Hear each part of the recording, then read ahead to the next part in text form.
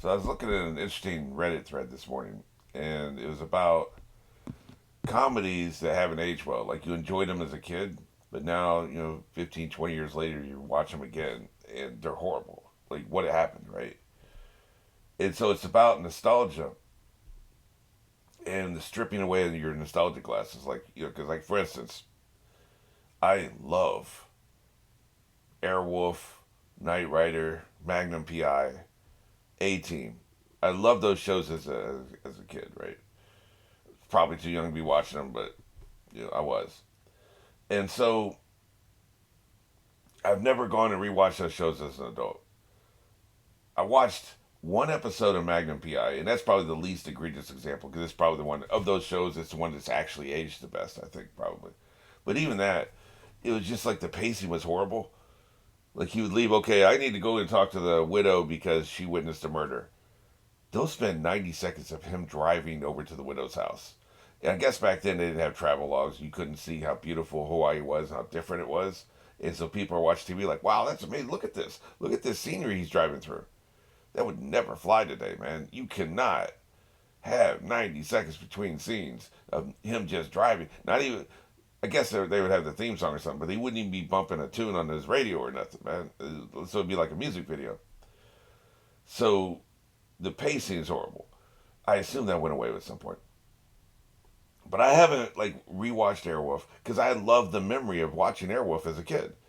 And all I know is I love the show. And all I know is if I tried to rewatch that show now, I bet it's one of the worst things ever made. So cheesy, awful, contrived, just, you know, cringe, I guess is the word kids are using these days, right? So cringe, right? Same with the other shows I loved. Buck Rogers was just reruns. I'm talking more of the shows I'd watch at night when they came out new, right? So nostalgia glasses. I know better than to strip away my nostalgia glasses by rewatching something now that I loved as a kid, right? And one of the things they talked about in the thread was one of the comedies that has held up very well is a movie called Weird Science. I think it's from the 80s. It's held up very well. It doesn't have the consent issues a lot of the 80s comedies have. And it's basically, they compared it to like Mary Poppins, but for like, sci-fi nerds. I think that's a very good comparison in that, like, if you think of the Mary Poppins movie, that was for Mr. Banks, right? This was a Mary Poppins movie. Get them to like grow up and actually take control of your life and try to have a real girlfriend rather than trying to create a girlfriend, which is what they were doing in Weird Science. They're trying to Frankenstein's monster create a girlfriend. So she was Mary Poppins trying to get them to grow up. And so that's a movie that you can rewatch now and still enjoy, and you don't have to worry about the nostalgia glasses aspect of it. So where this relates to this show is I was sitting there imagining, like, it must be nice to revisit a show you watched as a kid, because I assume a lot of the people watching these reactions first watched this as a kid, and now you're an adult, and it's 20 years later. It must be nice to be able to rewatch a show and actually still enjoy it, and to watch reactions to it, and watch other people who have no nostalgia glasses. Now, here's the thing. This is the key of what I'm talking about here. I might still enjoy Airwolf because my nostalgia glasses are so thick. Because I enjoyed it. It helped me through a really rough time as a kid, right? I had a horrible childhood. And these shows were some of the things that like got me through. It was a momentary distraction. It was a relief from the abyss, and it would give me something to think about during the dark times. Trying to get to sleep, I could relive the episode I just seen, and maybe fan fiction, new elements to the episode, right? That got me through a really rough time. So I always, no matter how bad the show actually is in abstract, like objectively speaking, how bad it is, it will always mean something to me because it got me through a rough time. So I don't even care this bad. But what if my nostalgia glasses were so strong I couldn't see that it was bad? That's the question, right? What if, right? Well, there's no reactions to those shows out there, as far as I know. But there are reactions to Naruto. And you people, even if your nostalgia glasses are so strong you can't see the flaws in the show you love, it must be nice to watch reactions of people who don't have nostalgia glasses, who are not watching as a kid, who are watching as an adult, experiencing it for the first time, and seeing They actually like the show. It actually holds up. That must feel pretty good, right? Basically it's validation. You've been validated that you weren't an idiot as a kid and you were watching some crap and just being fooled into thinking it was good, like I was with Airwolf and Knight Rider and those things. I was an idiot kid. I was falling for anything. Yeah, this is great. Like you weren't like seeing it. And I say this because I know that like the normies are doing Naruto. I think Blind Wave is. There's some of the smaller channels I follow are also doing it, and it's cool. And I think they're like some of them are only up to like episode 36 or something. Saw it promoted on my feed recently. I don't know if they like them or not. I tend to not want to watch reactions to shows I'm still doing because I don't want their opinions of predictions to affect my opinions of predictions. I want to keep it uncontaminated, right? But I don't know if they like it or not. But the fact they're doing it, they probably like it. So it must feel good. It must feel validating to see people as adults without nostalgia glasses, without being kids, objectively think this thing is good and well done. We don't always get that kind of validation. A lot of times, like, oh man, this sucks. For every weird science, there's going to be a 15 Revenge of the Nerds and Porky's and stuff. Just horrible, horrible movies.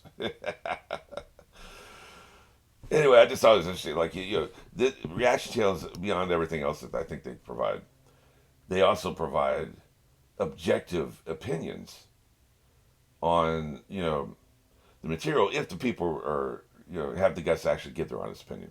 Like, what I find interesting about the normies, for instance, during season 8 of Game of Thrones, none of them came out and said it was horrible that I remember. But now, several years removed from it, they will constantly provide opinions like, "Oh yeah, season 8 sucked ass," and the way Game of thrones ended, it sucked. And now all of a sudden they're brave. Now all of a sudden they're admitting that they thought it sucked. They didn't say that at the time. Are they afraid that fans of the show are gonna be mad and unsubscribe or whatever? Like, you have to give your honest opinion, whatever it is. It doesn't matter who you piss off. You can't pretend to like something you don't, or hold back. Like, yeah, it sucks, but I'm not gonna say anything right now. I just don't think you can do that, right? So maybe the normies can't be trusted, well, whether they like the show or not. But anyway, let's go ahead and get into this. I just thought it was kind of interesting that you can get real validation removed from the nostalgia and from the age gap and stuff like that. Because adults are going to be pretty critical of shitty, plotted kids shows because a lot of times the writer's kind of weak on the details when it comes to a kids show, right? In any case, this is 133, and it doesn't look like we have a cold open. I wonder if that makes this a flashback episode or what's going on there. But you know what we're doing? We're going to be going one past. 3, 2, 1.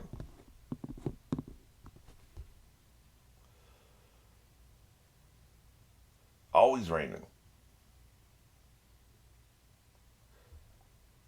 Let's see, we're switching back to this now. That's what I was just thinking. She can't stop thinking about it.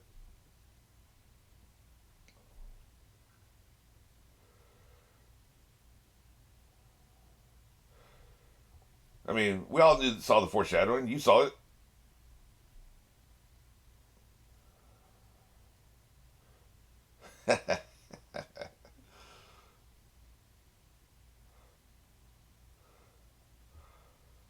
Yeah, it's time to go. You need to just slither out, right? She saw the same foreshadowing we all saw. He dead as hell.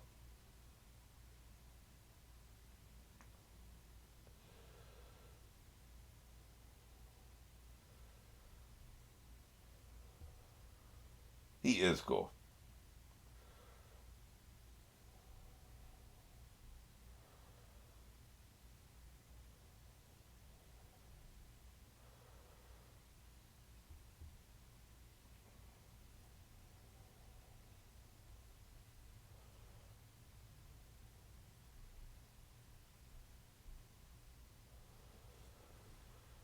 He's a damn problem, is what he is. So it is him then. Yamiko.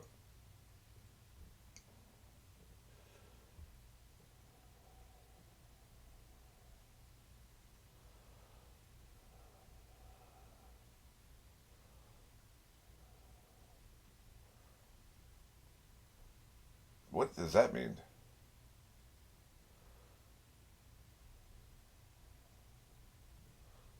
Maybe his body we're talking about.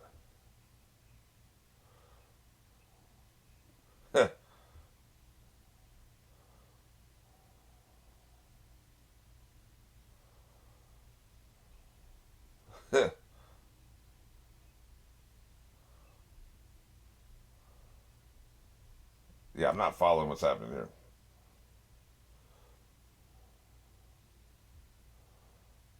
Right,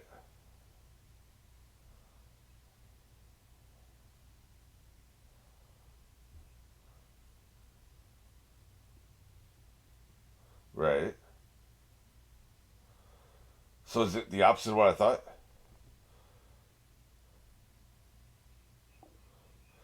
I think he's a combination.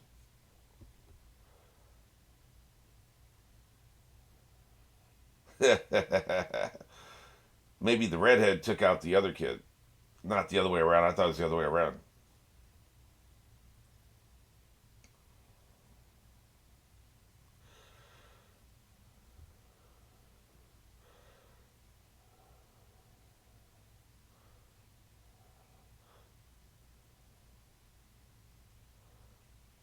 Yeah, shit. Didn't tell me. Since it don't matter. Oh shit, he's got a rocket wrist. You better dance.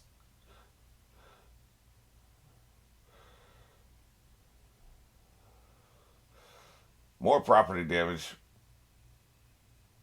Just go ahead and destroy the city, I guess. Whatever it takes. Yeah, I guess we had it backwards. It was redhead took out the other one. Yeah, come here, you little bitch.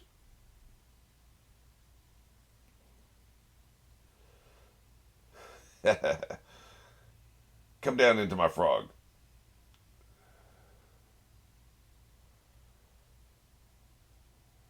I think it is. I think he's inside the frog.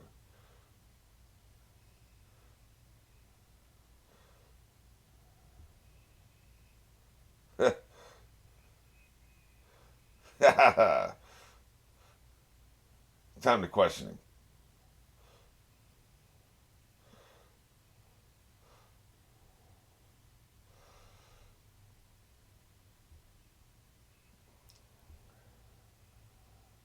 I wouldn't do the touchdown dance just yet. Oh shit. Well, that's gonna sting in the morning.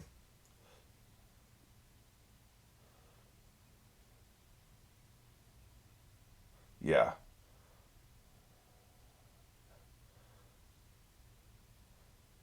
he's messed up, man.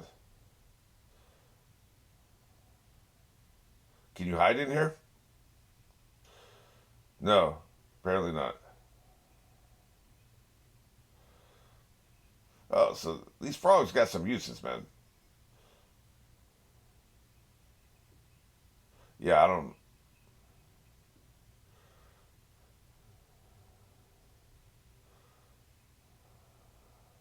They made some kind of deal with the devil, figuratively.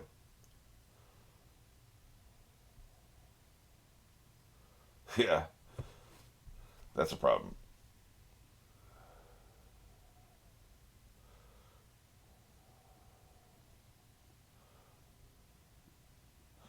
Could be a merger too. I keep thinking it's one taking over the other. Maybe it's a partnership.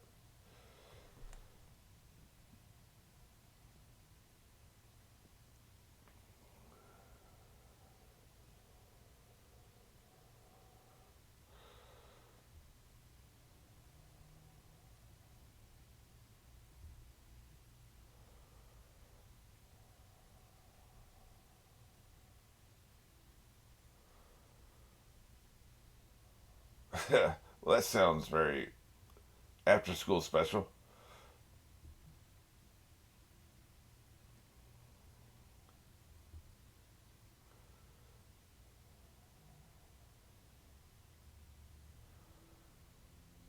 Pain is kind of a generic name, by the way. Too broad, I guess, is what I'm saying.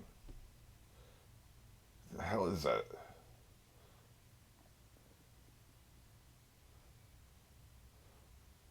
So that's him.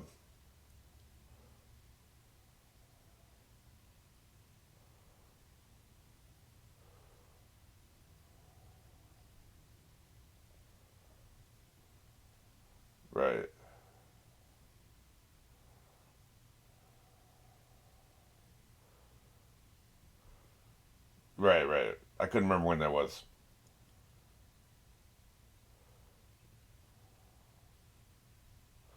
Yeah, me too.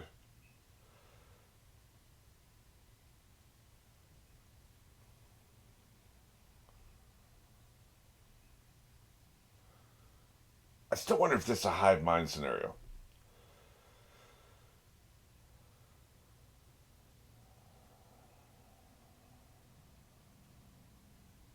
Thanks for nothing, Granny.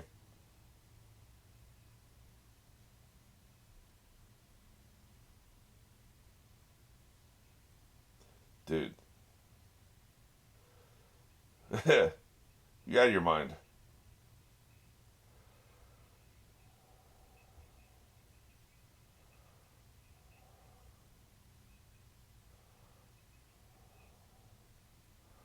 Don't they see you on the shoulder?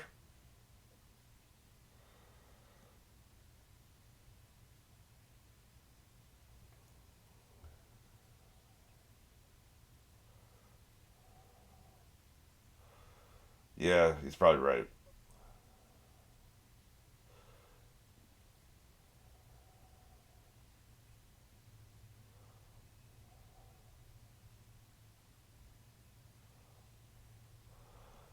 This is how he gets the information back.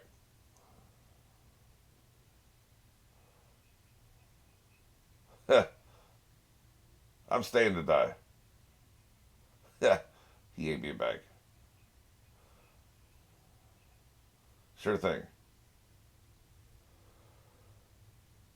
So you're going out with me, old man. Although he may leave with the last piece of information, like what the hell's going on here, right? Just the way this some bitch comes out of the frog, man, kills me.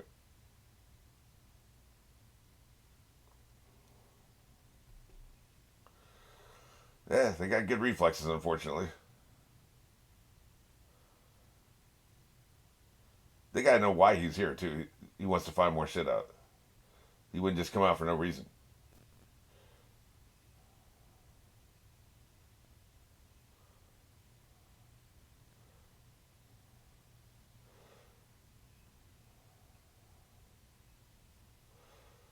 Feels oddly personal, doesn't it? Why would it be all ones he's encountered? Him specifically.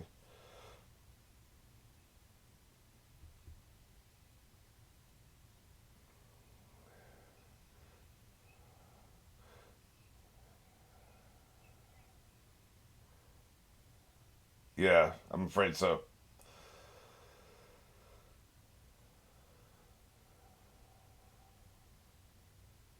Jesus. Not a clone, I assume. Hey, old man, go take care of that.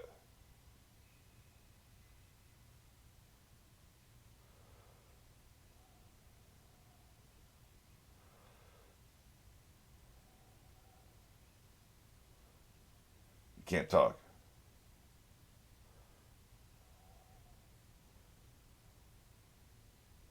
So why'd the old man even stay then?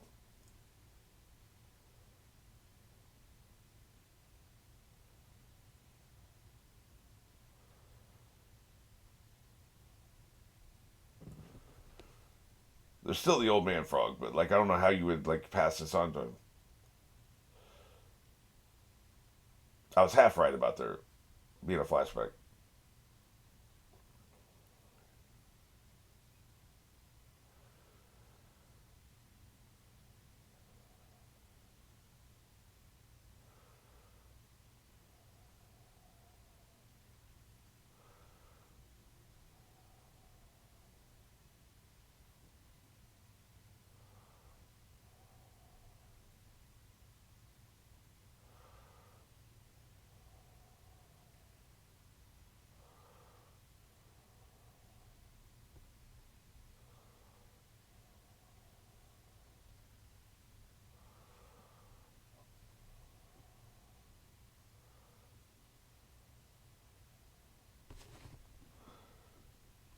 Yes and no. The author clearly believes this.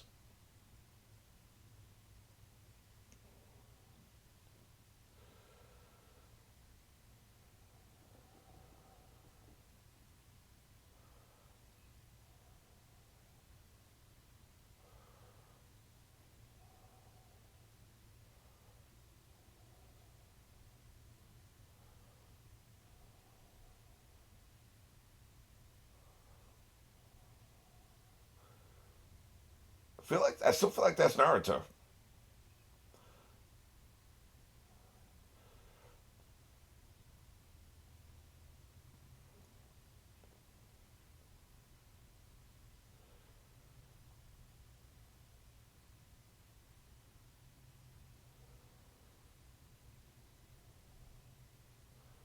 There's got to be a way to pass on the info.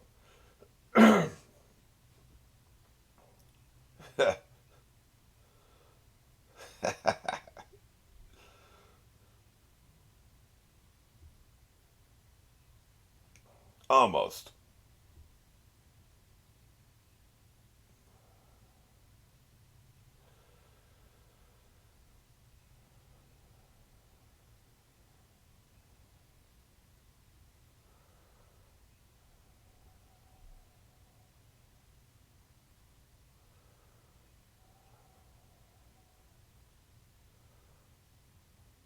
It is crazy that he's the one that ended up being the reason why Naruto has that name.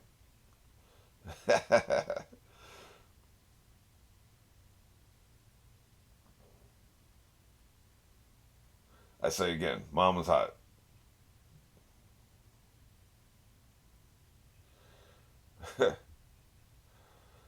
Hell no.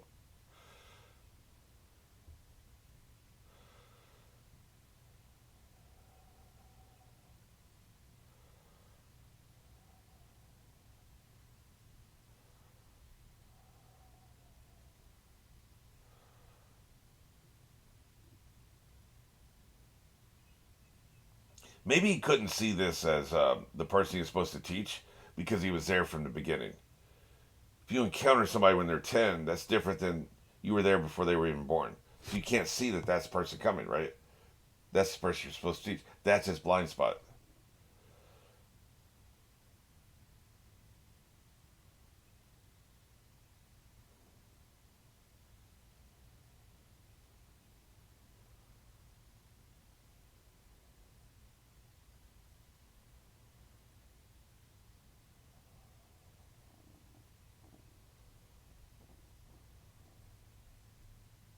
He is definitely one of a kind.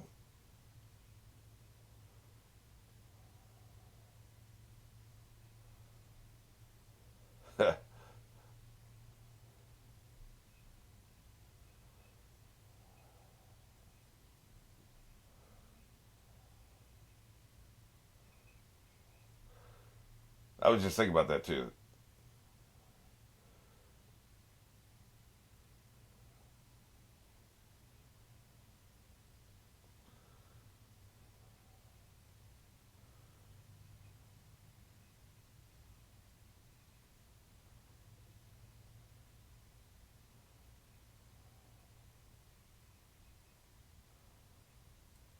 So how are you going to do with this?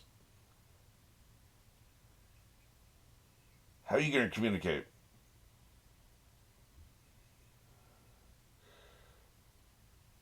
Wait a minute.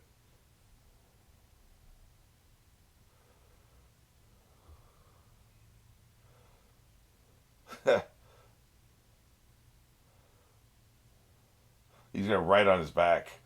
There you go. There you go. I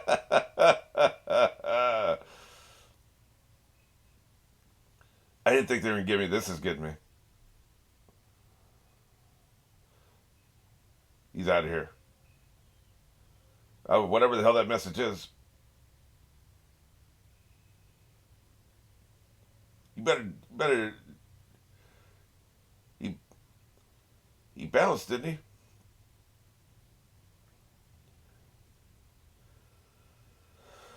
Obliterated.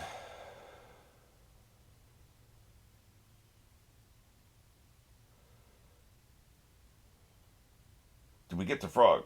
That's the question. Yes, he did. That's how you do it.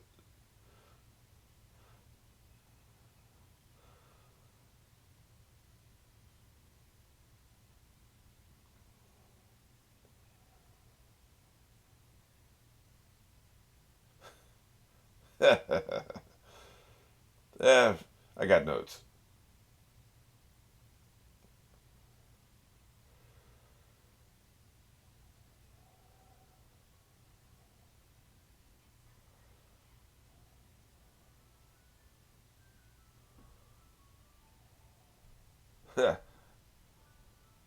Sequels.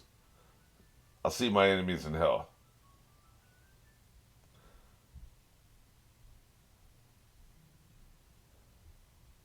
Just don't name him Baratu.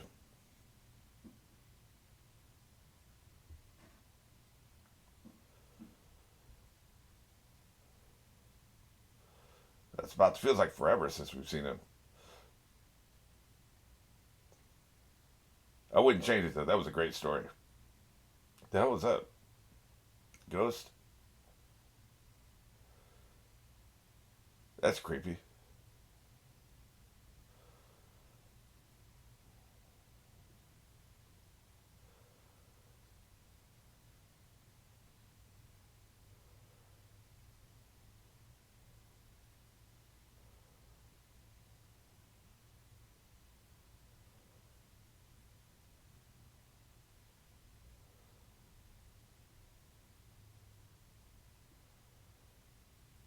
She's gonna get two messages, one from the old woman and later the old man.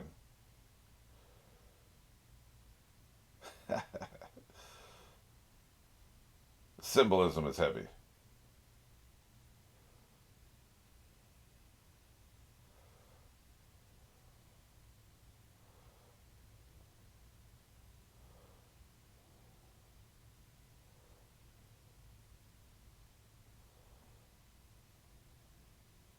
Out to sea. So I have several thoughts here. First of all, that was very, very well done. I mean, we all saw it coming. Like it was so heavily foreshadowed. We even knew, like, if you're a writer, you even knew like the point of it, and and then you just need to figure out the logistics. He was the point of he would find crucial information, but then he has to sacrifice himself because it's so crucial. There has to be a cost for achieving it. We knew that, and then we knew like the only thing I couldn't figure out is how was he going to get the information back. The frogs make a lot of sense, and I like this in two pieces. Most of the information with one, and then that last vital piece with the other. I don't know what he actually found out. By the way, Pain is he's only the second banana. I assume he's the second most powerful one that they have, which is saying something because some of these other dudes are pretty damn powerful themselves, right? But the great leader, I assume, is the most powerful one. I mean, Pain is bowing down to him, and he's this powerful. But I don't understand why it is that every one of these people in this group were people he personally had encountered before. So is it a personal thing? It's like no matter who encounters Pain, it's actually what you're encountering is the embodification of people in your past that you've had fights with and that you personally knew. Like for instance, those two kids, maybe they were dead the whole time, and this was just they were never really here. Like he just thought that they were. Although the woman seems to be separate from Pain, so that's probably not true. But I don't know. Like it just seems like he's encountered every one of them. If anybody else had walked here, say it had been Yamamoto, would he see the same people? Is my question. I think that's the crucial question. Would he walk in here and see the exact same people, or would he see people he's fought before? So that I don't know. So I don't know what all that means. But yeah, even though seeing it coming, it still hit pretty hard. Like it was that well executed, it was that well done. But the thought that I had was that one of the things I love about this show is like life is filled with quitters. Typically, most people are going to quit. Things are hard. They're going to quit. They're going to quit their job. They're going to quit school. Things are hard. And I'm not judging anybody who quits, but I'm saying that's the commonality. That's the common thing that happens is people quit. The people who don't quit stand out. And this show teaches that the people like let's try one more time because it's so easy to just quit because not quitting is so effing hard, right? Like it's just life sucks and you're just worn down and you're just tired. You're just tired of losing. I've been there. You get tired of losing, you don't want to try anymore. I probably could have tried to find new investors and just tried to get my filmmaking career going again, but I was tired of losing, so I quit. I just quit. I'm like, I had been beating my head against a wall for over 15 years, had gotten nowhere, lost everything, could have probably tried to build it back up, and maybe would be in a very different place right now and be making films. And I could have found the new investors, and who knows what would have happened. But I didn't have that ninja spirit. I just didn't have that thing in me to keep going anymore, to try one more time, because I was just so tired of losing. And so these heroes, what sets them apart from me and from everybody else, is they try again. They would have tried again. They wouldn't have quit filmmaking. They would try that one more time. Doesn't matter how many times you lose, they never get tired of losing. That's a great lesson. For this being a kid show, it's a great object lesson for kids. You shouldn't quit most times. I think quitting can be valuable. Wouldn't it be better to quit in the first year of college than to get all the way through and then have a degree that you're not inspired by, you're not motivated by, you don't want to work in that field? And then now you have all this debt and you wasted these years of your life, and it's something you don't want to do. Wouldn't it have been better to quit in the first year? Yes. So quitting can be valuable. Quitting can help you. It all depends on the context, right? But the other thing I wanted to talk about was the one thing I want to push back on this show and every other show out there. Like, it's not just about your death and how you die. Your life is about every day of your life. You spend one day dying. You spend the other thousands of days living. And so people try to attach the entire meaning of their life to the way they die. And I just don't think that is the case. His true legacy is not going to be this information he sends back. His true legacy is going to be teaching Naruto, teaching other people. Do we think the only four people he ever taught was those three kids and then Naruto? Maybe, probably not. He impacted Tsunade. He impacted other people. It's the people you impact on a daily basis. It's the people you impact on a daily basis. I know I just said that, but I want to repeat it. Because here's the thing. What's more valuable? A person who lifts up and motivates people every day of their life, and when people encounter them, they're having a better day after they encounter them than before they encounter them. Every day of their life, and then they die a meaningless, stupid death. Or somebody who's just angry and bitter, and everybody who encounters them is going to have a worse day because they're an asshole to everybody. And they're just mean and bitter, and they're an asshole to everybody. Every day of their life, they run hundreds of days of hundreds of people's lives, because anytime somebody encounters them, they have a worse day afterwards because they're just a bitter, angry person, right? And then they save a kid's life, and that's how they die. They die drowning because they saved a kid's life. Okay, yes, great. You saved a person's life. That means a lot. Your last day on Earth meant a lot.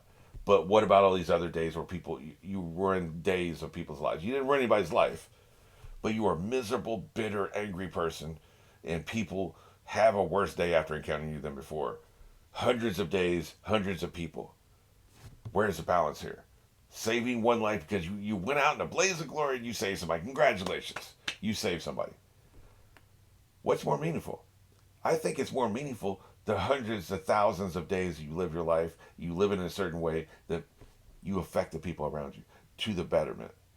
You have a positive effect on other people's lives on a daily basis, not just one grand gesture. It's the difference between a romantic comedy where a person does a grand gesture, they rent out a stadium and the whole stadium stands up and gives an ovation to the girl because she's having a bad day. And he went through all this effort and there's one grand gesture, versus treat her well every day and she has a great life because you treat her well every day. Romantic comedies want you to believe one grand gesture saves relationships, when the reality of life is it's what you do on a daily basis. It's waking up on a Tuesday somewhere and you make her breakfast so she doesn't have to make breakfast before she goes to work. You let her have a little bit better day. That's better than some grand gesture once a year. And then the other 364 days a year, you treat her like shit, which is better, right? Like, the grand gestures don't work. Dying like a hero is a grand gesture, and there's nothing wrong with it. It's fine, but Hollywood is obsessed with that rather than how you live your life on a daily basis. I think his true gift to the world was how he lived his life on a daily basis, a positive effect he had on all these people, especially Naruto, but not just him. That's his legacy. His legacy isn't this last gesture. That's how I see it. I know it's a contrarian point of view, but that's how I see it.